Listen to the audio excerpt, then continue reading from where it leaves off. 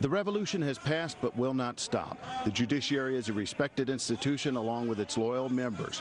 But those who wish to hide within the institution, then I will be watching them. This is just a new era of dictatorship in Egypt. This is not what the revolution was about. The revolution was about stripping the president from all these unquestioned rights. And now we're way step back than where we were before. Egypt's democratically elected President Mohamed Morsi has declared some new powers for himself, and there's now rioting in the streets. And we know that the Muslim Brotherhood offices, many of them across the country, have been vandalized, have been torched. The people there, and we had one of the demonstrators talking about their concerns about this and where they go next. What do we know about those who, though, are opposing Morsi at this point? We know what we have with the Muslim Brotherhood and with him. Who do we have in the wings now pushing back? The same people who were out on the street at Tahrir Square at the height of the revolution, who were celebrated here as people who would ride Twitter and Facebook into power and bring a new age. That was always hopelessly romantic. The Democrats are always the ones who get squeezed from the Russian Revolution on. And I'm not surprised. I'm not quite as wildly optimistic as my colleagues here. I'm not surprised at all that the Brotherhood is now essentially engaging in a coup d'etat. The only surprise is the alacrity, the shamelessness, the speed with which he did this the day after the agreement. And I think the administration has to wonder whether the praise it gave, which was effusive and excessive, didn't give Morsi the sense that he can strike now because he's now been elevated to a great world leader. He had to do the ceasefire because he needs the money and he wouldn't have had it otherwise. And also because Egypt has never wanted to be dragged back in to the Palestine wars by the Palestinians who want everybody to die on their behalf. The Egyptians fought in 48, 56, 67, and 73. They lost tens of thousands of soldiers, and they do not want to go to war again with Israel. So any Egyptian leader would want to see the Palestinian tail not wag the dog. So it was in his interest. I think we've gone a little overboard. And it is important for the administration to state, you had the story earlier tonight where they obliquely said, you know, we were hoping for real democracy. They ought to say this is wrong, and they ought to say that you may not get the aid unless you relinquish power. He says it's a temporary coup d'etat. That never happens. It didn't happen with Hamas. It didn't happen with Hitler or the Castros. Once you seize a dictatorship, you don't relinquish. And to the point about what this administration now here in the U.S. does with this, I want to play Bing West, former Assistant Secretary of Defense, addressing that. President Obama is really stuck now. That is, he wants to court Morsi, but now that Morsi's acting extra illegally, he's almost forcing President Obama to have to rebuke him publicly.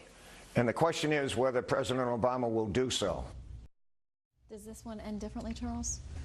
Well, history is not on the side of a good ending.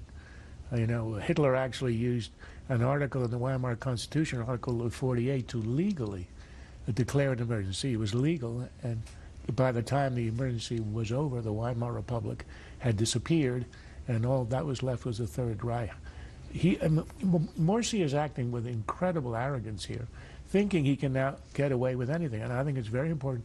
We do have a role to play. We do have a lot of leverage, but when you see the State Department issue such a weak, indirect statement, you wonder whether anybody is going to say anything, publicly or privately. It's a time to act. The administration should have acted before the election to do everything it could to strengthen the democratic forces, weak as they were. And, you know, and it was a close election, and perhaps with more American effort and leverage, it might have turned out that the other side would have won. So it was a close run thing. But once they seize power in a dictatorship, the opposition is easily crushed in a country with no history of democracy. We're here today to say that we support and we're going to continue to encourage them until their satisfactions, their demands have been met, and if they're not met, then we will be returning back here again, just as we have today. Well, at this point, I'm going to have to, and I appreciate your concern for our associates, but we'll take care of that matter. I'm going to have to ask you guys to please be on the other side of the property. What you guys are doing right now is kind of unlawful. That's a little bit of the showdown today at Wal-Mart and the workers and different folks who were behind organizing and trying to organize some protests, which happened in some places today for Wal-Mart. Vice President for Corporate Communications at Wal-Mart, David Tovar, said the number of protests being reported by the UFCW are grossly exaggerated. We are aware of a few dozen protests at our stores today. The number of associates that have missed their scheduled shift today is actually more than 60% less than Black Friday last year. And, you know, Walmart also publicly putting a very happy face on it, saying, Charles, it's been their best Black Friday ever.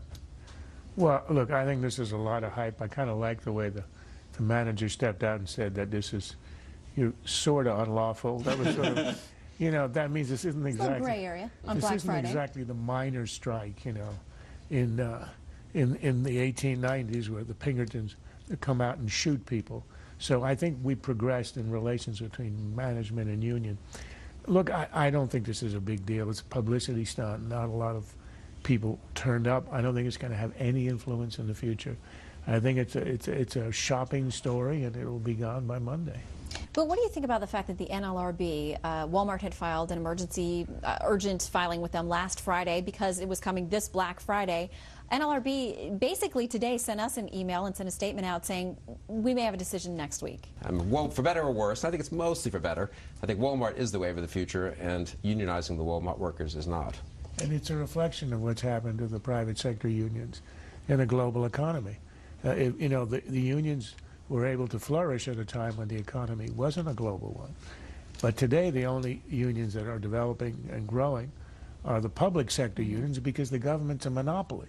So you don't have competition. You can ratchet up wages indefinitely until a state like Wisconsin's on the edge of bankruptcy. But that's why the growth is in the public sector unions, which I think this year for the first time eclipsed the private sector unions in size. But in the private sector unionization, as we saw, for instance, in the auto industry, it leads you to bankruptcy if you're in a world economy where you're getting wages way out of line with the product. Well, and today being Black Friday, a lot of the retailers sound encouraged. Chuck, I mean, the stock indexes were up one of their best weeks of the year. A lot of retailers say the stores are busier than ever before. So maybe some consumer confidence and a little bit of an economic bounce back this holiday season. Final word, Charles? Look, like on Egypt, I'll be the skunk at the picnic. It seems to me every year at the end of today, we hear anecdotal reports about how stuff is flying off the shelves and the consumers are out there. And when it's all over, you get the revised numbers, and it's either down or flat. So on that dismal note, I wish everybody a happy holiday.